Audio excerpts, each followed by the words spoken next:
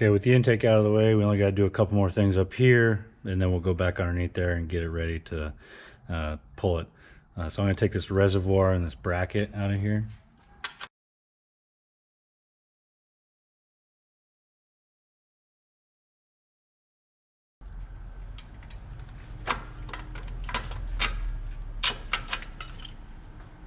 Now we can disconnect the cam position sensor. These are RF modulator things. Can be disconnected.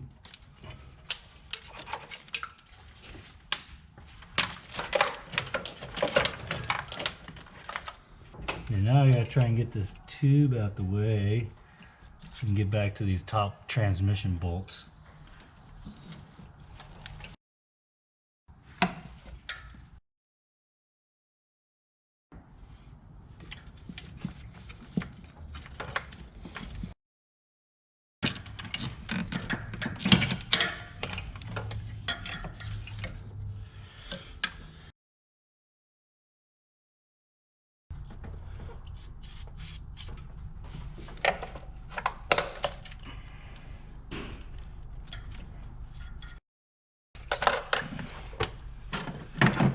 Alright, so down the middle of the valley here, there's two trans bolts right here and right here. They can be a little difficult to get to. Sometimes I get them from up here. I'm going to see if I can break it loose.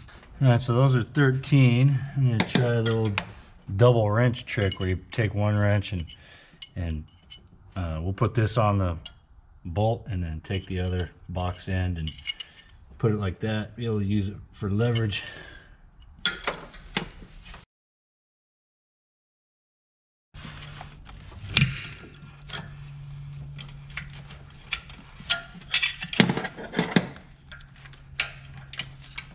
There's one, see if I can get the other one. Okay, they're both loose. Now I'm going to use ratcheting 13 mil to take them the rest of the way out.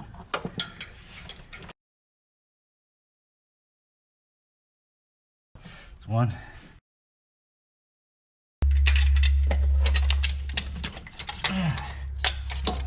And there's two. It's got a little bracket.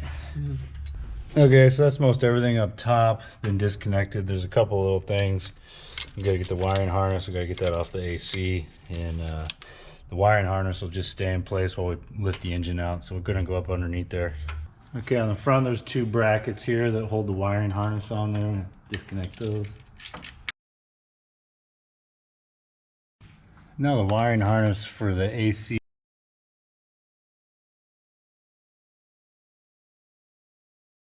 I'm also going to take this reservoir support bracket out. I got a feeling it's going to get in the way. So looking at the passenger motor mount, there's a nut that's right there that holds the harness on.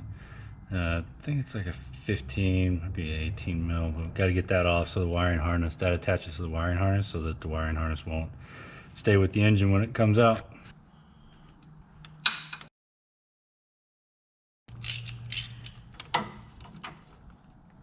And since we're messing around with the motor mount, I'm going to take the nut off of it and I'm going to go through the K-member with a 1/2 inch and a 7/8 deep socket and U-joint.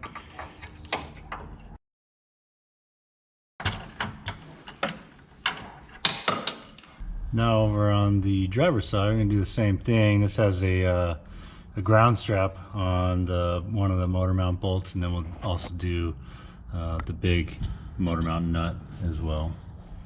Okay, we'll do a nut first. Hopefully it's not over tightened. I've dealt with these where they're over tightened before and it spins the whole bolt on the other side. It makes it a huge pain to get it out of there.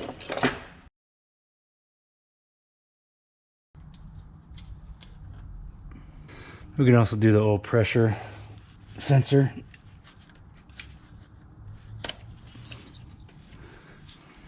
Now the motor mount, I'm gonna go through here.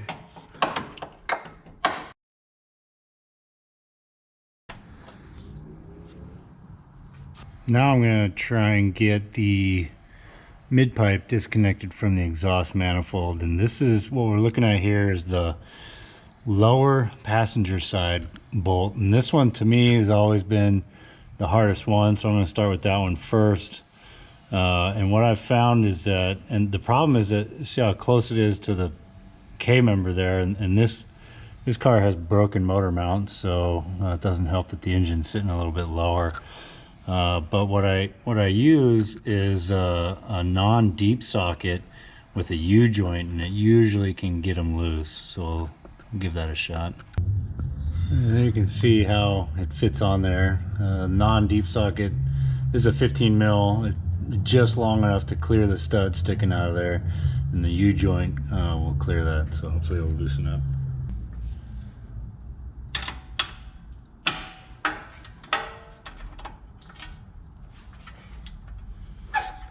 Oh, easy. It was loose already. That PB blaster. We'll get the one above it.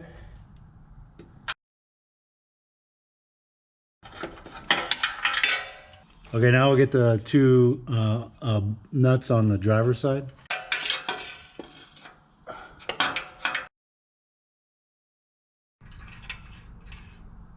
Moving on to the transmission, we got 3 bolts over on this side. And 2, well, one of them's in there backwards. 2 on this side. And a U-joint with 13 mil gets up in there pretty easy.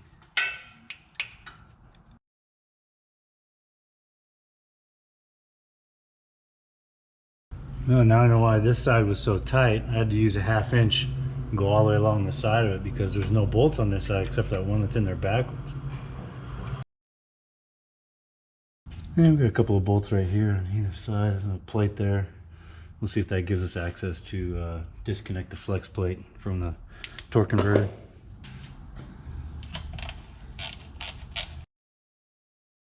Okay, now we can see our flex plate.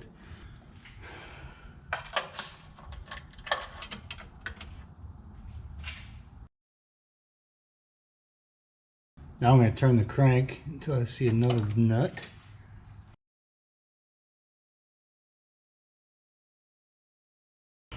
Now I'll rotate it again.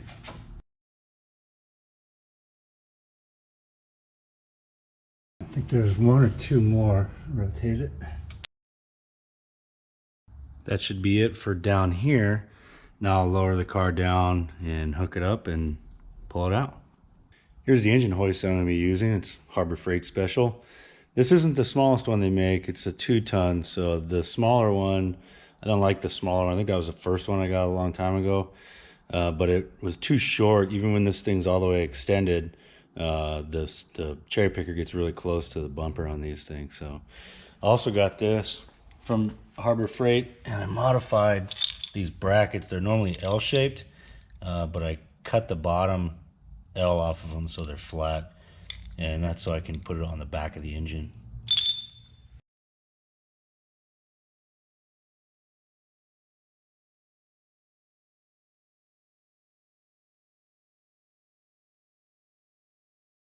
One thing you notice is that with this setup, the hood either needs to come off. I don't like taking the hoods off though, because you got to realign them and it takes 2 people to do it and all that. So what I got, these are actually aiming stakes, but if you have a tube, it'll work as well. And I put it between the hinge of the hood and the strut tower brace or the caster camber plate, and that just kind of props the hood nearly straight up. And now we got plenty of room.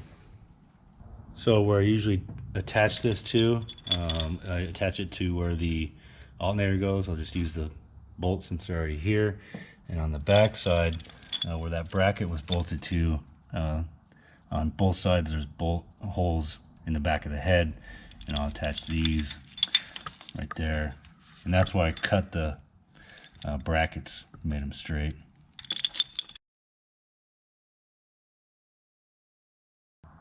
These are the bolts I'm going to be using. I think because this is a Windsor engine from a 99 that's got bigger bolt holes, so these are M10 by 1.5. But normally when I pull these out, it's M8 by 125, and these are like 20 millimeter long. 25 would work too. And to screw them in there, a ratcheting wrench helps.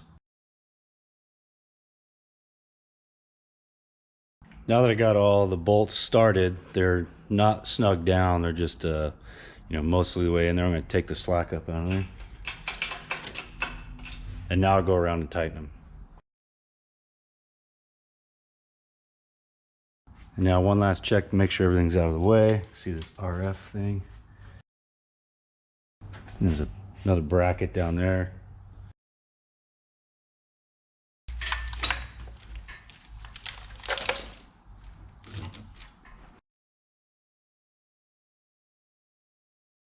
So make sure the wiring harness is up and around the EGR tube, because the EGR tube is going to come out with the engine.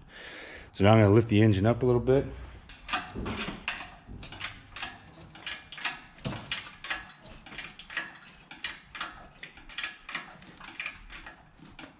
And before I try to separate the engine from the trans, I'm going to put a jack on the front of the transmission so when it separates it doesn't fall down. Okay, I got the jack on the trans. I'm going to go up a little bit more. I like to use the wiggle method. Just kind of wiggle it. Make sure nothing's catching on anything. Go up a little bit, wiggle it. Go up a little bit, wiggle it. Take up the slack on the jack that's on the... Go up a little bit more.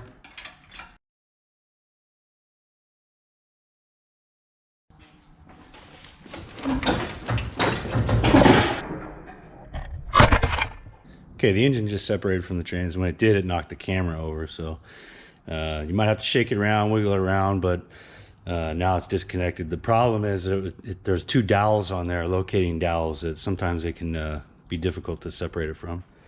And now I'll keep using the wiggle method. Wiggle and raise it up and wiggle.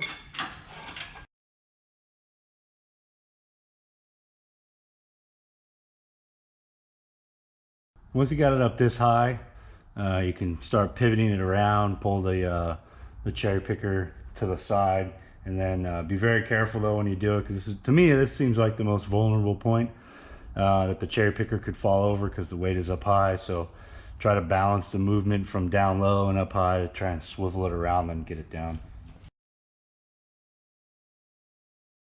So there it is, the engine's out. Now next up is to get it on the engine stand, get the pan off of it, get the heads out of it, and get them ready to go on our short block.